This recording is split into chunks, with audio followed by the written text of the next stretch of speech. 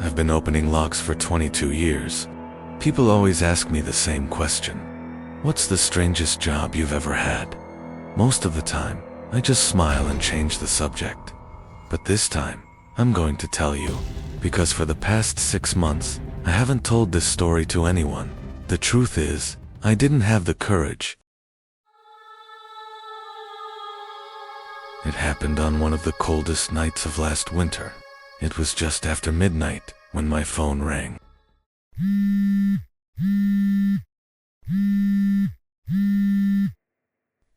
The woman on the other end was whispering. "There's someone in my apartment." I stayed silent for a moment. What do you mean? "I've been hearing footsteps for 3 nights. The first night I thought it was my neighbors. The second night I called the police. What happened? They came.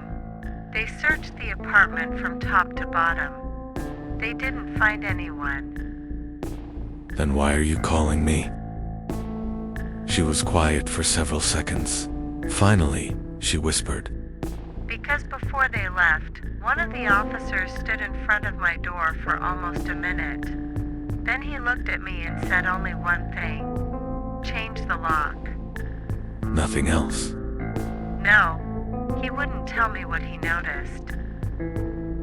Another long silence. Then she added, "Tonight, the footsteps never stopped. I'm too afraid to go back inside." For some reason, that sentence stayed with me long after the call ended. I took the address, and I drove there. The apartment building was old. The hallway smelled of damp concrete.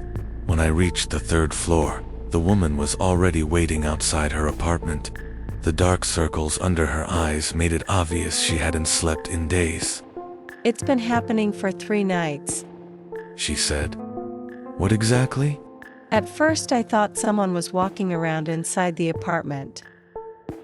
She shook her head. I was wrong. What do you mean? The footsteps are coming from inside the walls." I didn't know what to say, so I crouched down and examined the lock. It was an ordinary cylinder lock. But something caught my attention. The damage wasn't on the outside. It had been forced from the inside. I looked back at her. When was the last time you touched this lock? "Never. I moved in 3 months ago." Then how do you explain these marks? She didn't answer. The color slowly drained from her face.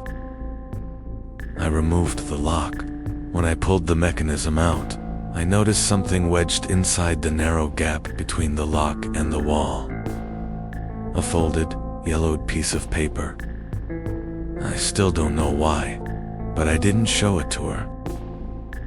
I quietly slipped it into my pocket, finished the job, got back into my van, locked the doors. Then I unfolded the paper. It looked as if it had been written with an old fountain pen. There were only 3 sentences.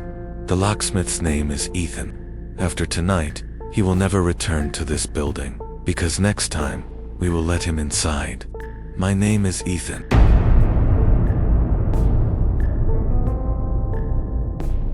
The first sentence felt like a bad joke. By the second, my hands were shaking. When I finished reading the 3rd, I couldn't even start the engine. I looked up.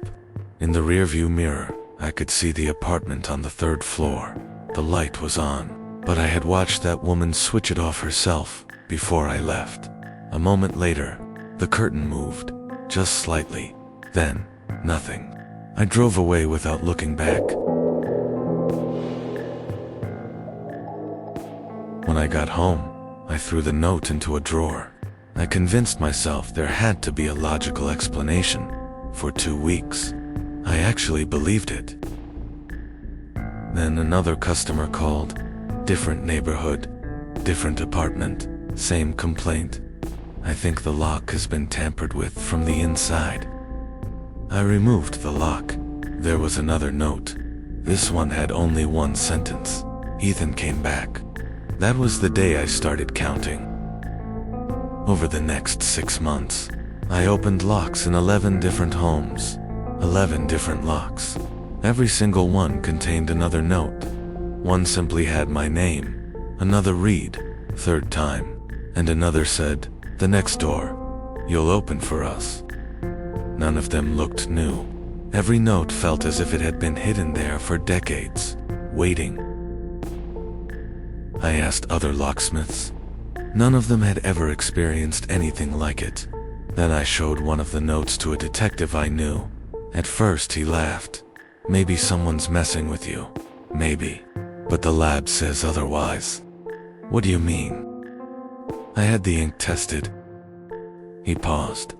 "The ink is about 40 years old." He looked at me for a long moment, then quietly added, "You're not even 40. I found the last note a month ago. It was inside the lock of a building that was about to be demolished. This time, there wasn't a message, only a date, and that date is tomorrow." As I'm recording this, I keep looking at the calendar. There are only 2 days left. Tonight, my phone rang again.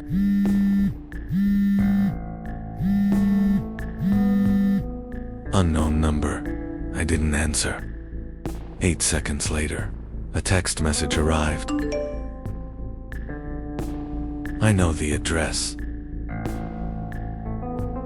Because it's the same apartment where all of this began. I don't know if the woman is still there, but tonight, I'm going back, because I finally understand something. I'm not the one writing these notes, not yet, but one day, I will. And when that day comes, I won't be the one opening the lock. I'll be the one waiting behind it."